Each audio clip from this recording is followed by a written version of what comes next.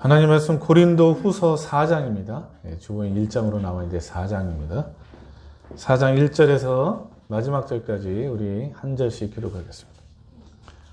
고린도 후서 4장 1절에서 마지막 절까지 신약 289페이지입니다. 그러므로 우리가 이 직분을 받아 긍휼하심을 입은 대로 낙심하지 아니하고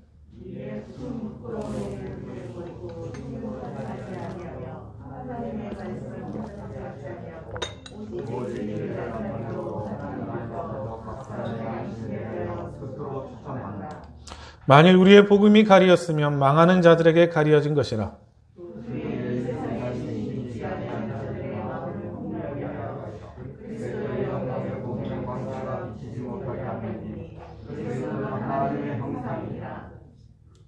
우리는 우리를 전파하는 것이 아니라 오직 그리스도 예수의 주 되신 것과 또 예수를 위하여 우리가 너희의 종된 것을 전파함이라.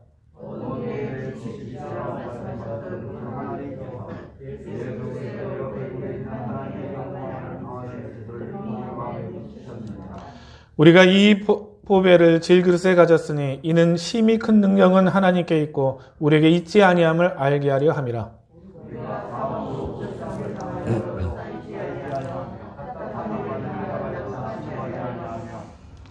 박해를 받아도 버림받지 아니하며 거꾸로 트림을 당하여도 망하지 아니하고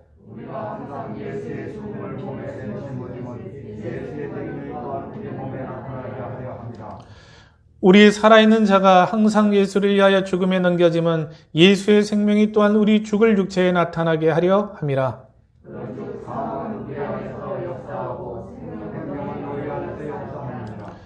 기록된 바 내가 믿었으므로 말하였다는 것 같이 우리가 같은 믿음의 마음을 가졌으니 우리도 믿었으므로 또한 말하노라.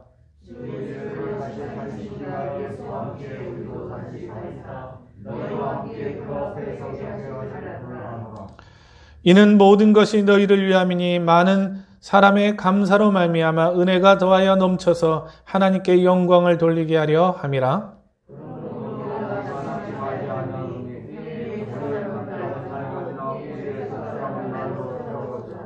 우리가 잠시 받는 환난에 경한 것이 지극히 크고 영원한 영광에 중한 것을 우리에게 이루게 함이니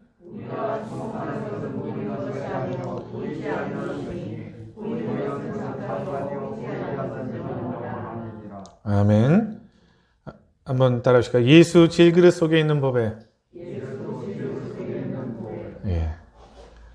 우리가 살아가는 세상은요, 겉모습 외형을 중요하게 여깁니다. 특히 우리가 살아가는 대한민국은 더욱 그렇습니다. 그래서 우리 속담에 보기 좋은 떡이 먹기도 좋다.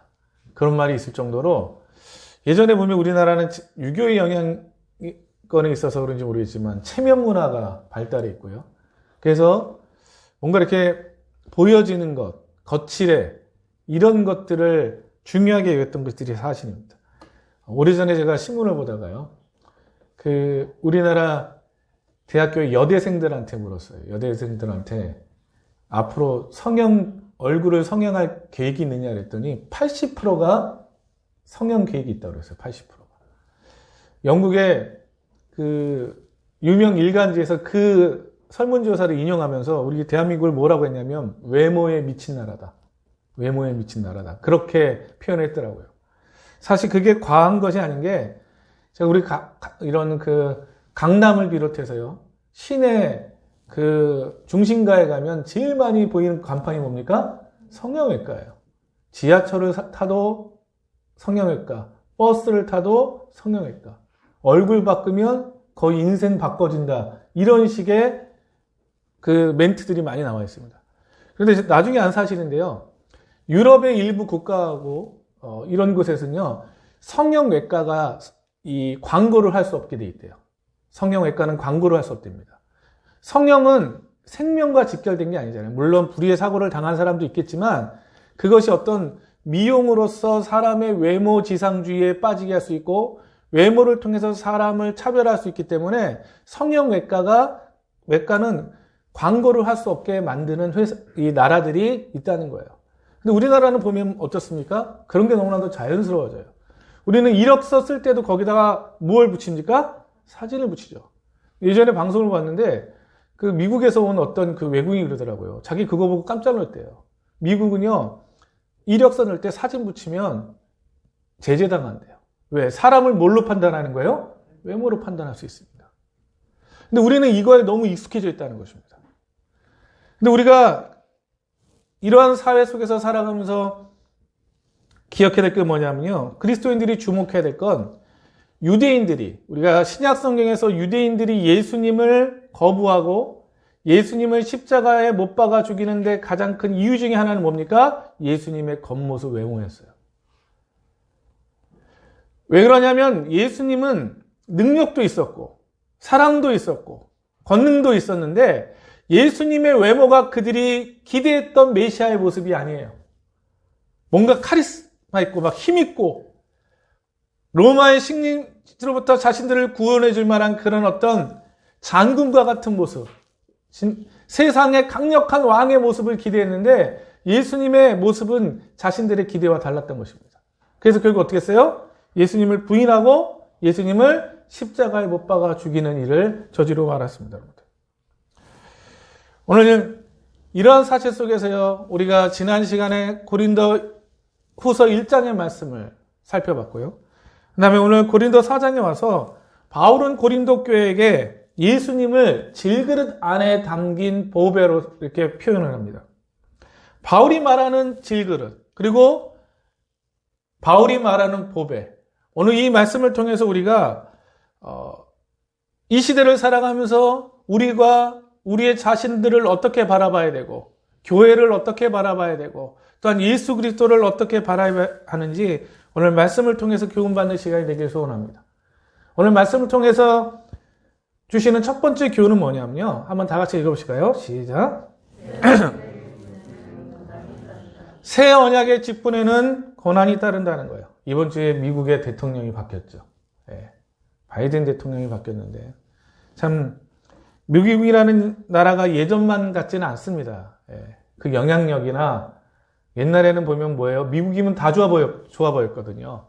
근데 이번에 보면서 참 미국이라는 나라가 어떤 리더십도 많이 약해지고 그랬는데 사실 이 미국이라는 나라는요, 여러분들 잘 아시는 것처럼 영국에서 박해받았던 신앙 때문에 박해받았던 청교도들이 대서양을 건너와서 세운 나라가 바로 미국이었죠.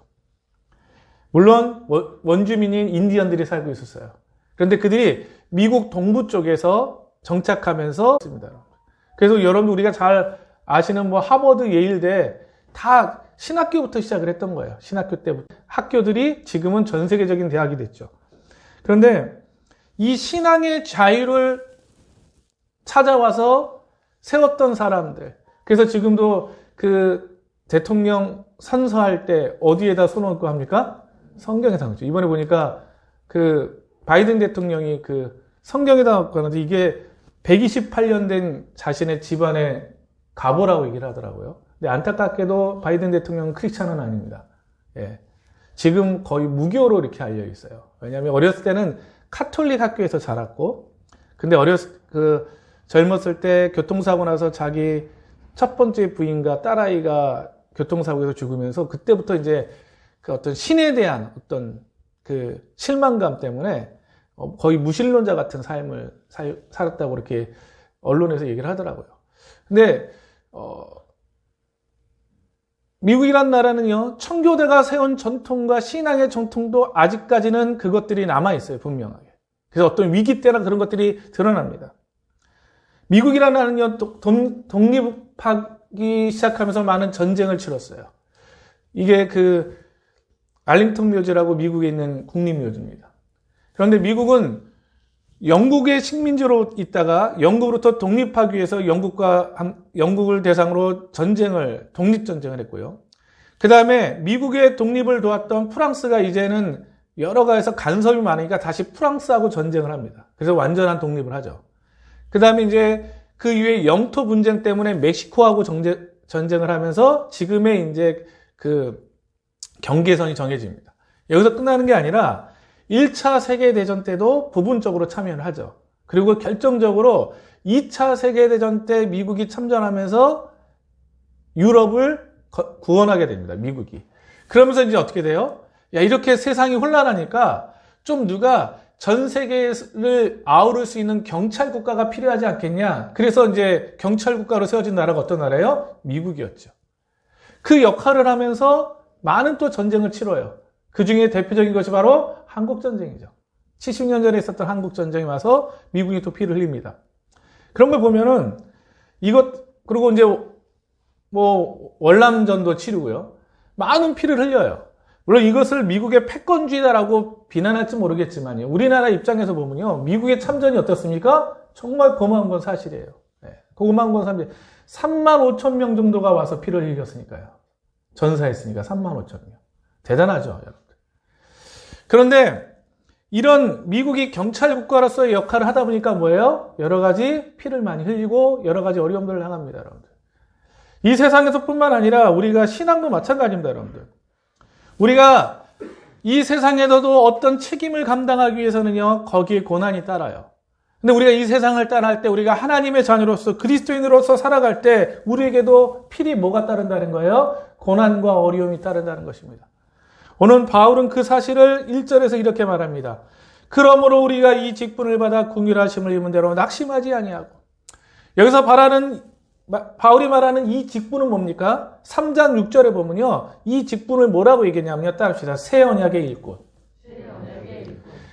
새 언약의 일꾼이라는 건 옛 언약이 있고 새 언약이 있겠죠. 옛 언약은 뭡니까? 율법이죠.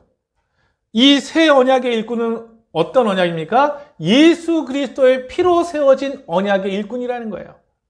바울은 율법을 전파하는 자가 아니라 예수님께서 세우신 이 복음의 복음, 새 피로 세워진 새 언약을 전하는 일꾼으로서 자기가 세움을 받았다는 거예요. 그렇기 때문에 이 직분, 새 언약의 직분을 행함에 있어서 고난이 따른다는 것입니다. 바울에게도 고난이 따르고 교회에게도 고난이 따르고 그리스도인들에게도 고난이 따른다는 거예요. 고난이 따를 때 바울은 이 고난에 대해서 어떻게 이해했냐면요. 2절에 보시면 이에 숨은 부끄러움의 일을 버리고 이 새 언약의 일꾼이라는 이 직분을 행함으로 고난이 올 때 자신은 숨은 부끄러움의 일을 버려버린다는 것. 오히려 자신을 더 정결케, 자신을 더 정직한 자로 세워지기 위해서 노력한다는 것입니다. 속임으로 행하지 아니하며 하나님의 말씀을 혼잡하게 하지 아니하고 오직 진리를 나타내므로 하나님 앞에서 각 사람의 양심에 대하여 스스로 추천하노라. 고난이 날 때 바울은 어떻게 했냐면 따릅시다. 오직 진리를 나타내므로 스스로 추천하노라. 고난이 닥쳐올 때 더 적극적으로 예수님의 진리의 말씀을 선포하고 그 말씀에 따라 살아감으로 말미암아 스스로가 그리스도인의 삶이 어떤 것인지를 이 세상에 스스로 보여준다는 것입니다. 고난이 왔을 때 더 움츠려들고 더 숨으려고 그러고 예수님을 다 굴기 전에 3번 부인했던 베드로와 같이 숨어버리는 것이 아니라 오히려 고난이 있을 때 진리를 나타내므로 말미암아 스스로 자신이 그리스도이라는 것을 자천한다는 것, 추천한다는 거예요, 여러분들. 저는 저와 여러분들이요, 우리 코로나 시대를 살아가면서 우리에게 신앙생활에 여러 가지 어려움이 있고 걸림돌이 있습니다, 여러분들. 때로는 예수님을 믿는다는 것 때문에 오해를 받을 수도 있고요. 교회에 다닌다는 것 때문에 비난당할 수가 있습니다, 여러분들. 우리가 어떻게 돼요? 다 감수하는 거예요. 그래, 우리 탓이다. 그래, 우리가 져야 될 짐이다 생각하는 거예요. 그리고 우리는 어떻게 합니까? 이러한 세상 속에서 우리가 스며드는 것이 아니라 그래, 이럴 때일수록 교회의 참 모습이 무엇인가를 우리가 드러내야 될 줄로 믿습니다. 할렐루야? 이 세상을 탓하는 것이 아니라 우리 큰 사람 교회를 비롯해서 많은 교회들이 교회의 참 모습이 무엇인가를 스스로 드러내면 되는 거예요. 우리의 믿음의 진실성을 드러내면 되는 거예요. 예수 믿는 것이 어떤 것인가를 이 사람들에게 보여주는 기회로 삼으면 되는 것인 줄 믿습니다, 여러분들. 그럴 때 누가 기뻐하실까요? 우리 주님이 기뻐하시는 거예요. 저는 저와 여러분들이 새 언약의 직분에는 고난이 따른다는 사실을 믿으시고 우리가 이 코로나 시대를 살면서요, 여러 가지 여론이 안 좋죠. 저는 참 코로나 이후에 전도 다시 시작해야 될 때인데 이 사람들의 반감이나 이런 것 때문에 걱정이 돼요. 그러나 우리는 이 위기를 오히려 기회로 삼고 우리의 믿음의 진실성을 드러낼 수 있는 저와 여러분 될 수 있기를 주임으로 축원합니다. 다 같이 한번 읽어보실까요? 시작. 새 언약의 직분에는 고난이 따른다. 두 번째 한번 읽어보겠습니다. 시작. 하나님의 보배는 질그릇 안에 있다. 하나님은요, 보물을 질그릇 안에 두셨다는 거예요. 오늘 바울은 7절에서 이렇게 이야기합니다. 우리가 이 보배를 질그릇에 가졌으니 이는 심히 큰 능력은 하나님께 있고 우리에게 있지 아니함을 알게 하려 합니다. 이게 예수님 당시 때 쓰였던 질그릇들이에요. 여러분들 보면은 어떻습니까? 뭐 유학을 바르거나 우리나라 뭐 고력청자는 이렇게 아름답지가 않아요. 그냥 흙으로 만들어가지고 그냥 부어서 쓰는 거예요. 이 그릇이, 질그릇이 아주 흔한 것입니다. 옛날에 보면 우리 저희 어렸을 때는 스텐 그릇 많았는데 요즘은 스텐 밥그릇 안 쓰죠. 그 전까지 썼던 게 뭐냐? 스텐 그릇 쓰기 전에 뭐 쓰셨죠? 녹그릇. 저도 옛날에 그 제사 때 그거 할아버지 어렸을 때 제사 지낼 때 그 제사 준비는 녹그릇 닦는 것부터 시작을 했어요. 네. 그 전에 이제 시골 가면 사기 있잖아요. 도자기. 이런 것도 쓰고. 지금 이제 또 다시 도자기로 된 거 쓰죠. 네. 그런데 여러분들, 하나님은 보배를 이 질그릇 안에 두셨다는 거예요. 여기서 보배는 누구를 의미합니까? 예수 그리스도입니다. 질그릇은 누구예요? 바울과 오늘날 그리스도인들입니다. 바울과 그 교회와 그리스도인들이에요. 질그릇이에요, 여러분들. 여러분들, 저와 여러분들은 어떤 존재라고요? 질그릇과 같은 존재예요. 질그릇은 어떻습니까? 깨지기 쉬워요. 금가기도 쉽고요. 상처도 잘 받고요. 연약해요. 왜 하나님이 예수 그리스도라는 그 보물을 아주 화려한 그런 도자기와 같은 그런 아름다운 그릇에 두지 아니하고 왜 질그릇과 같은 우리 안에 두셨냐는 거예요. 오늘 저와 여러분들이 오늘 이 말씀 가운데 인정해야 될 게 뭐냐면, 따릅시다. 나는 질그릇이다. 우리는 연약하고 부족해요. 그걸 인정하고 나가는 거예요. 저도 마찬가지입니다, 여러분들. 낙심하고 실망하고 때로는 원망하고 불평하고 그러면서 살아가요. 그게 우리의 연약함이에요, 여러분들. 그런데 왜 그러면 예수 그리스도라는 이 보배를 질그릇 안에 우리가 연약하고 부족한 우리 안에 두셨냐는 거예요. 오늘 그 사실을 바울은 이렇게 설명합니다. 다 같이 읽어봅시다. 시작. 이는 심히 큰 능력은 하나님께 있고 우리에게 있지 아니함을 알게 하려 합니다. 심히 큰 능력, 구원하는 능력, 고난을 이겨내는 능력, 이 능력은 우리에게 있는 게 아니라 누구에게 있음을 알게 하려고요? 하나님께 있음을 알게 하려고요.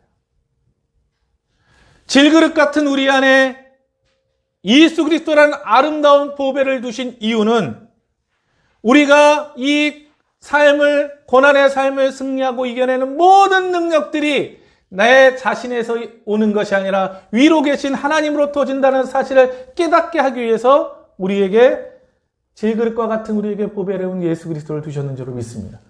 이 말은 뭐냐면 우리가 무엇을 하든 무엇이 잘 되든 내가 때로는 실패하든 우리의 모든 능력은 어디로부터 온다는 거예요? 하나님께로부터 온다는 거예요.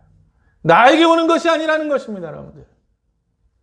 바울은 이 심히 큰 능력이 어떤 능력인지를 8절부터 이야기합니다. 우리 한번 다 같이 읽어봅시다. 시작. 우리가 사방으로 우겨쌈을 당하여도 쌓이지 아니하고 답답한 일을 당하여도 낙심하지 박해를 받아도 버림받지 아니하며 거꾸러뜨림을 당하여도 망하지 아니하고 여기서 말하는 것처럼 우겨쌈을 당하여도 쌓이지 않아요. 답답함을 당하여도 낙심하지 않아요. 박해를 받아도 버림받지 않고 거꾸러뜨림을 당하여도 망하지 않고 이것이 바로 힘이 큰 능력입니다. 할렐루야. 오늘 이 능력이 하나님께로부터 오늘 믿으시길 주의 이름으로 축원합니다.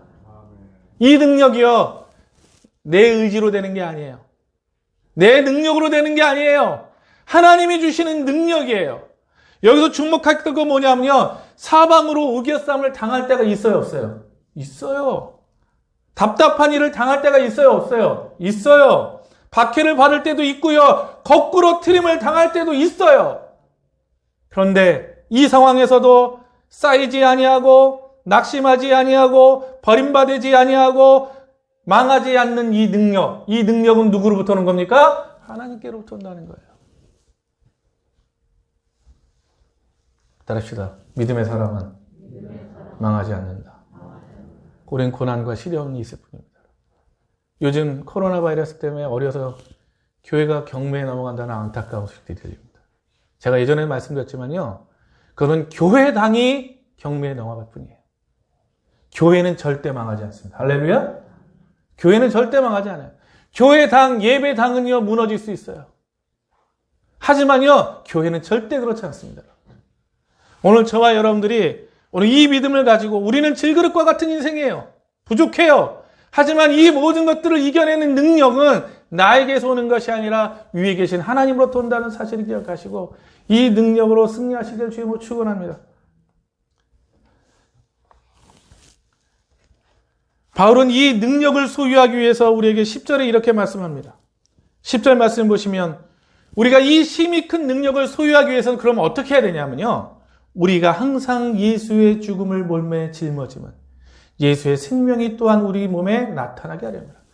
이 힘이 큰 능력은 하나님이 예수의 생명을 통해서 우리 가운데 오게 하시는데 이 예수의 생명은 어떻게 오느냐면요. 바로 한번 다 같이 읽읍시다. 시작. 예수의 죽음을 몸에 짊어집니다.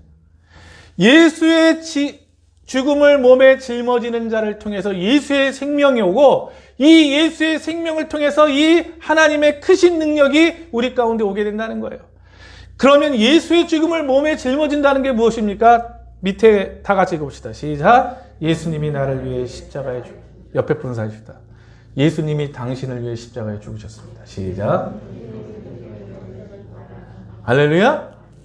우리가 낙심하고 실패하고 때로는 우울하고 아파도 우리가 기억해야 될 것은 뭐냐면 나 같은 존재를 위해서 예수님이 십자가에 죽으셨다는 거예요. 할렐루야. 제가 목사로서 오늘 이 자리에 쓸 수 있는 그 은혜도요, 바로 여기서부터 오는 거예요. 제가 완벽해서 제가 죄를 전혀 짓지 않았기 때문에 나는 연약한 부분이 없기 때문에 나는 100% 승리했기 때문에 그게 아닙니다, 여러분들. 낙심하고 때로는 넘어지고 때로는 부족하지만 그래도 예수님께서 나를 위해 십자가에 죽으셨다. 할렐루야. 이 믿음의 고백을 가지고 나가는 거예요, 여러분들. 연약하지만 부족하지만 이 믿음의 고백을 가지고 나가는 거예요. 그렇기 때문에 우리는 뭐가 잘 돼도 자랑할 것도 없고요. 뭐가 안 되고 나빠도 우리는 낙심하고요. 원망 불평할 것도 없습니다. 할렐루야. 그때마다 우리는 어떻게 돼요? 그래, 예수님께서 나를 위해 십자가에 죽으셨어. 네? 그래, 하나님의 아들이 나를 위해 십자가에 죽으셨어. 이 사실을 믿고 나가는 거예요. 이 사실을 믿고 나가면요, 사탄이 절대 틈타지 못하는 줄로 믿습니다. 절대 마귀가 역사 못해요. 그런데 우리가 이 사실을 잊어버리면 어떻게 됩니까? 은혜로부터 멀어지는 것이고요. 마귀가 우리를 시험하고 유혹하는 것입니다, 여러분들. 오늘 저와 여러분들이요, 때로는 사방에 우겨싸움을 당해요. 답답한 일도 당하고요, 박해를 당하고요, 거꾸로 트림을 당할 수도 있어요. 그런데 이 모든 것을 이겨낸 그 힘이 큰 능력은 하나님께로 오고 그 힘이 큰 능력은 우리가 예수의 능력을 통해서 예수의 생명을 통해서 오는데 우리가 예수의 죽음을 몸에 짊어질 때 예수님께서 나를 위해 십자가에 죽으셨다는 이 사실을 기억할 때 이 능력이 예수 그리스도의 생명을 통해서 우리 가운데 온다는 사실을 믿으시고 오늘 한 주간도 우리의 남은 삶을 승리할 수 있는 우리 모두가 될 수 있기를 주님으로 축원합니다. 다 같이 한번 해봅시다. 시작. 하나님의 보배는 질그릇 안에 있다. 우리는 질그릇이에요. 예? 부족하고 연약해요. 누가 뭐 그러면 그래 나 질그릇이야. 할렐루야. 누가 뭐라고 하나 질그릇이야. 뭐 질그릇이 뭐 그런데 중요한 건 우리 안에 누가 계세요? 보배이신 예수 그리스도가 계시다는 거예요. 오늘 이 믿음으로 승리할 수 있기를 주님으로 축원합니다. 마지막 세 번째입니다. 다 같이 읽어보실까요? 오늘 바울은 보이는 것은 잠깐이지만 보이지 않는 것은 영원하다고 말씀합니다. 여러분들이 태어난 고향 가보신 적 있습니까? 아마 대개 한 번씩 가보신 적 있을 거예요. 물론 지역마다 차이는 있지만 한 10년 정도 지나면 어떻게 돼요? 저희가 내이동에 산 지가 20년이 넘었습니다. 한 22, 3년 정도 된 것 같아요. 그때 생각하다 보면요. 그때 제가 이제 전도사 할 때 처음 이사하는데 이사방에 저희 집 앞에 길도요. 지금 넓은데 그때는 한 절반밖에 안 됐었어요. 절반밖에 안 됐고 우리 교회에서 내일동에 제일 일찍 이사 오신 분 우리 김경희 집사입니다. 김경희 양숙 집사님 제일 그때 이사 오셨는데 그때는 진짜 여기 다 논밭이었고 예. 그런데 지금 다 뭐가 들어왔어요? 빌라가 이렇게 많이 들어왔죠. 저도 제가 그 어려서 제일 기억에 나는 동네가 자랐던 동네가 저기 상암동이거든요. 제가 어렸을 때 상암동은요 정말 서울 변두리 정말 그런 곳이었는데 지금 가면 상암동에 어디가 어딘지를 모르겠어요. 제가 나왔던 학교는 같은데 정말 그런 건물은 완전히 바뀌었고 그런 것처럼요 여러분들 우리가 살아가는 세상은요 짧게는 5년, 10년, 20년 지나면요 완전히 천지가 개벽해요. 특히 대한민국은 더 그렇습니다 여러분들. 발전 속도가 워낙 빨라가지고요. 그런데 오늘 바울은 16절에 이렇게 이야기합니다. 그러므로 우리가 낙심하지 아니하노니 우리의 겉사람은 낡아지나 우리의 속사람은 날로 새로워지도다. 우리는 낙심하지 않는데요. 왜 낙심하지 않냐면 우리의 겉사람은 낡아지고 우리의 속사람은 날로 새로워지도다. 우리의 겉사람은 날로 어떻게 될 수밖에 없어요? 낡아져요. 여러분 늙는다고 슬퍼하지 마십시오. 혼자 늙는 게 아니에요. 나만 늙냐? 나만 나이 먹냐? 다 늙어 가고 다 그렇게 되는 거예요, 여러분들. 그게 하나님의 섭리이죠. 하나님의 섭리예요. 우리의 겉사람은 낡아져요. 예? 주름도 깊어지고요. 머리도 헝해질 수 있고요. 저도 이마가 좀 넓어져가지고. 예? 그런데 우리의 속사람은 날로 어떻게 되어진다는 거예요? 예수 생명 안에서 새로워질 수 있다는 것입니다. 예수 생명 안에서 우리가 예수의 죽음을 짊어질 때 우리의 속사람은 새로워지는 줄로 믿습니다. 이것이 바울이 고난을 바라보는 시각의 차이예요. 바울은 그리스도인의 삶을 살아가면서 여러 가지 고난이 찾아오는데 그 고난을 바라보는 시각이 달랐습니다. 시각의 차이였어요. 어떻게 달랐냐면 오늘 17절의 말씀을 보시죠. 다 같이 읽어보겠습니다. 시작.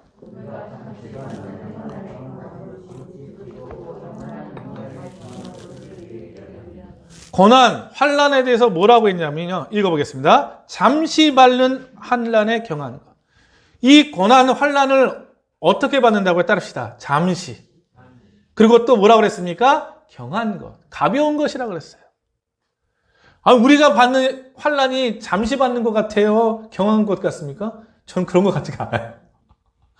잠시도 아니고 너무 긴 것 같고, 예? 이건 가벼운 것 같지가 않아요. 그런데 바울이 이렇게 말하는 이유는 바로 그 다음에 있습니다. 다 같이 읽어봅시다. 시작. 지극히 크고 영원한 영광에 중한 것. 우리가 누릴 영광에 비교해 보면 우리가 누릴 그 영광은 지극히 크고 무겁고 중하다는 것입니까? 우리가 받을 영광과 이 땅에서의 고난을 비교해 보면 영광은 지극히 크고 더 중하고 이 환난은 이 땅 가운데 잠시 받는 것이고 가벼운 것이라는 거예요. 이것이 고난을 바라보는 시각의 차이예요. 오늘 저와 여러분들이 우리의 각자의 인생을 이 영원한 영광의 관점에서 바라볼 수 있기를 주님으로 축원합니다. 만약에 천국이 없고 부활이 없다면요, 우리는요 참으로 불쌍한 삶일 수 있어요. 제일 불쌍한 사람이 바울이죠, 여러분들. 천국이 없고 부활이 없다면 제일 불쌍한 사람이 바울입니다. 그러나 바울은 어떻습니까? 하나님 나라를 바라보고 부활을 바라보며 나간 거예요. 그렇기 때문에 그 영원한 영광 때문에 이 땅의 것을 잠시 받는 것, 그리고 경한 것으로 그런 받습니다.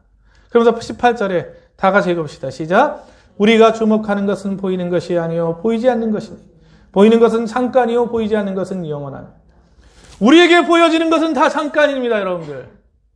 여러분들 젊었을 때 엊그저 같은데 벌써 어때세요? 야, 내가 이 나이가 됐다. 이런 생각 많이 드시잖아요. 예. 보이는 것들은 다 잠깐입니다, 여러분들. 우리는 여기 있다가 잠시 가는 인생들이에요. 보이지 않는 것은 어떻습니까? 영원합니다. 제가 우리 동네가 좋은 점이 있습니다. 우리 동네 좋은 점이 뭐예요? 화장터가 가까이 있어요. 지나다니면서 그걸 봐요.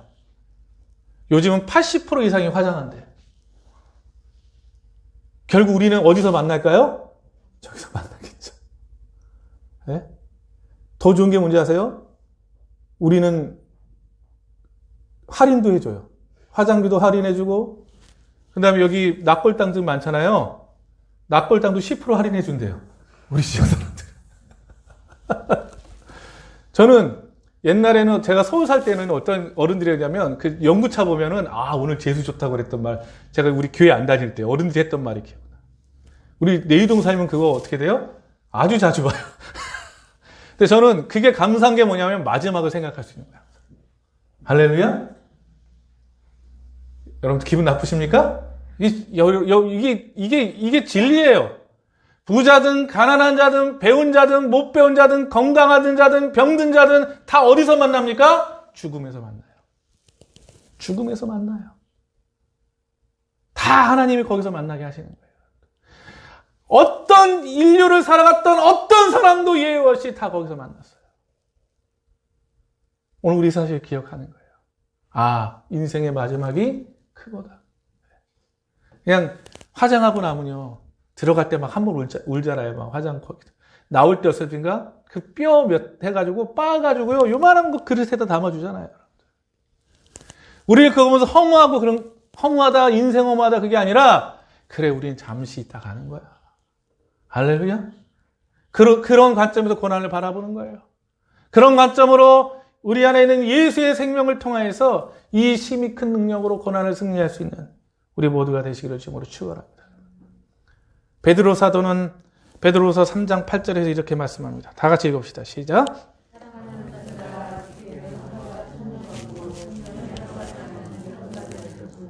할렐루야. 하나님이 천지를 이 세상을 며칠 만에 창조하셨어요? 6일 동안 창조하시고 7일 때 치셨죠. 하나님 앞에는요, 1000년이 하루 같고 하루가 1000년 같습니다. 그 사이에서 우리의 삶은요, 정점만 갈 수 있어요. 그때 우리가 그 하나님을 바라보시고 보이는 것은 잠깐이고 보이지 않는 것은 영원함을 믿으시고 믿음 가운데 승리하시기를 주임으로 축원합니다. 할렐루야. 말씀을 마치면서요. 저는 개인적으로 순댓국을 좋아합니다. 왜 갑자기 순댓국일까? 어제도 먹었습니다. 제가 잘 아는 순댓국인데 거기는 돌솥밥도 같이 나와요.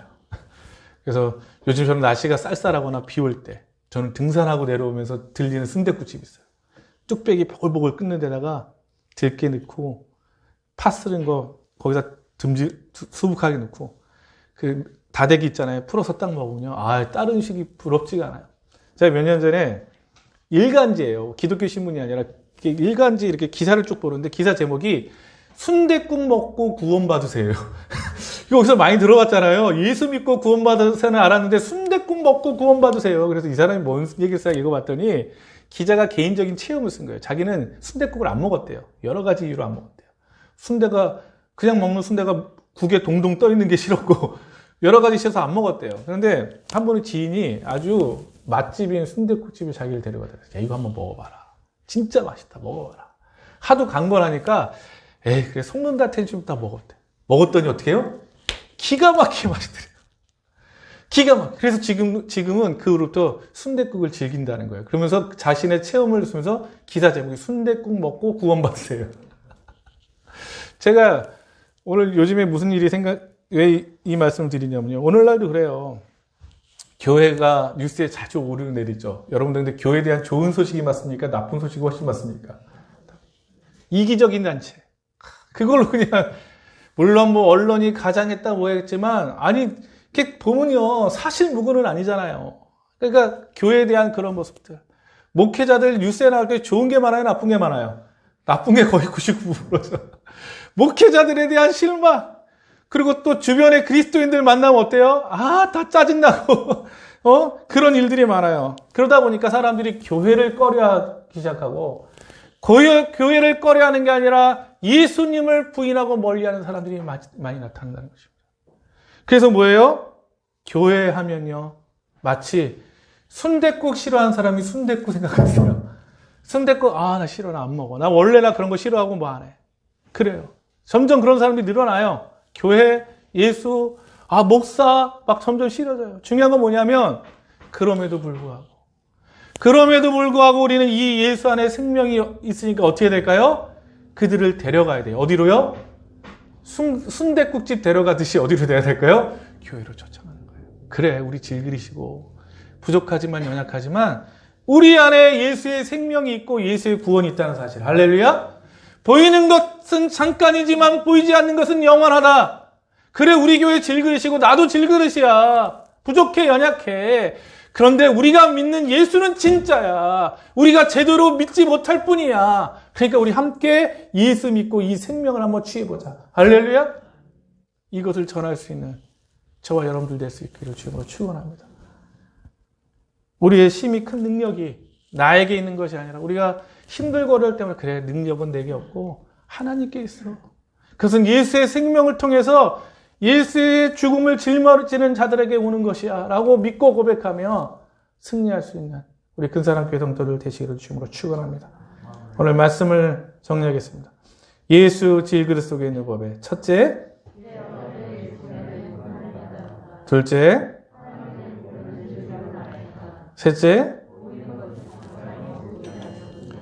우리 함께 기도하겠습니다. 하나님, 새 언약의 직분 그리스도인의 삶의 고난이 따름이 격하게 하시고 하나님의 법에는 질그릇 안에 있음을 잊지 않게 하셔서 고난과 시련 가운데 자신은 질그릇임을 고백하며 죽게 나가게 하시고 보이는 것은 잠깐이요 보이지 않는 것은 영원함을 믿고 이 땅 가운데서도 믿음의 진실성으로 하나님께 영광 돌리는 우리 모두가 되게 해주시옵소서. 다 같이 통성으로 기도하겠습니다. 오 자비롭고 무사하신 하나님 아버지는 감사를 드립니다. 오늘도 우리에게 말씀하시고 교훈하심을 감사를 드리며 이 광야 같은 세상 속에서도 예수는 우리의 질그릇과 같은 삶에 오셨음을 기억하고 아버지말 보배로 오신 예수 그리스도 우리가 그의 죽으심을 짊어짐으로 예수의 생명 그 힘이 큰 하나님의 능력이 우리 가운데 나타나게 하여 주시옵소서. 우겨싸움을 당해도 당하지 아니하고 아버지 우리가 정말 부끄럽힘을 당하도 망하지 않는 이 은혜가 우리 가운데 임하게 하시고 이 능력을 예수 안에서 소유하는 우리 모두가 되게 하여 주시옵소서. 주의 은혜를 다하여 주시옵소서.